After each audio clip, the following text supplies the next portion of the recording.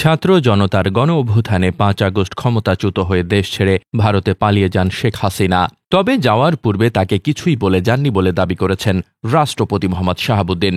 দেশের এক প্রভাবশালী গণমাধ্যমকে দেওয়া সাক্ষাৎকারে তিনি বলেন, আমি শুনেছি তিনি পদত্যাগ করেছেন, কিন্তু আমার কাছে কোনো দালিলিক প্রমাণ নেই। বহু চেষ্টা করেও আমি ব্যর্থ হয়েছি। তিনি হয়তো সময় পাননি।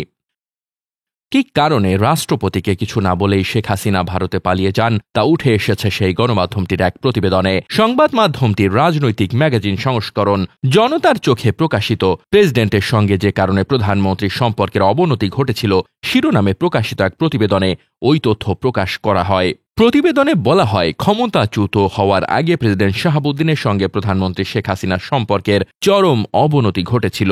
অন্তত দুটি বিষয় নিয়ে দেখা সাক্ষাৎ পর্যন্ত বন্ধ হয়ে গিয়েছিল দুজনের মধ্যে। সুপ্রিম কোর্টের আপিল বিভাগের বিচারক নিয়োগ ও শ্রম আইন সংশোধন নিয়ে বঙ্গভবন আর গণভবনের মধ্যে চিঠি চালাচালি চলছিল। রীতি অনুযায়ী প্রধানমন্ত্রী বিদেশ সফরে গেলে দেশে ফেরার পর প্রেসিডেন্টের সঙ্গে সাক্ষাৎ করেন, কিন্তু ব্যতিক্রম দেখা যায় চীন ও ভারত সফরের পর। সম্পর্কের অবনতি এমনটাই ঘটেছিল যে প্রধানমন্ত্রী বঙ্গভবনের দিকে পাই বাড়াননি। এই যখন অবস্থা, তখনই বিচারক নিয়োগের প্রশ্নটি সামনে আসে।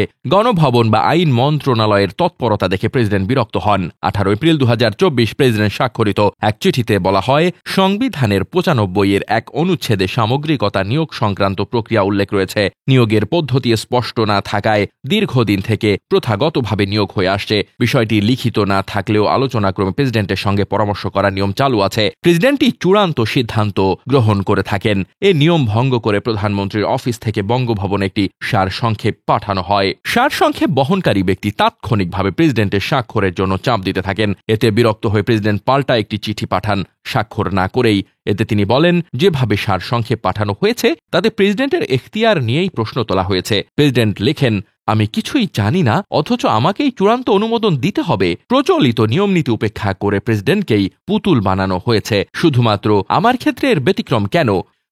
দীর্ঘদিন ধরে চলে আসা পদ্ধতি ও প্রক্রিয়া উপেক্ষা করার কি অর্থ আছে?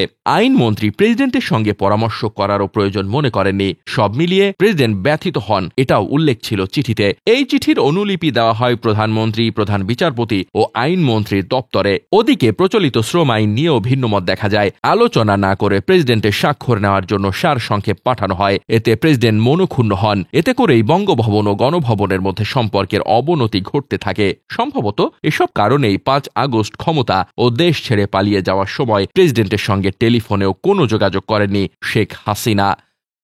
স্বৈরাচার হাসিনার কতটা কাছের ছিল বর্তমান রাষ্ট্রপতি মোহাম্মদ শাহাবুদ্দিন তা বিভিন্ন সময় দেখা গেছে। তবে হাসিনা পালানোর আগে রাষ্ট্রপতি শাহাবুদ্দিন চুপ্পুকে কিছু না জানানোটা হাসিনার নতুন কোনো কৌশলের অংশ হিসেবেই মনে করছেন কূটনৈতিকরা। ডেস্ক রিপোর্ট, বার্তা বাজার।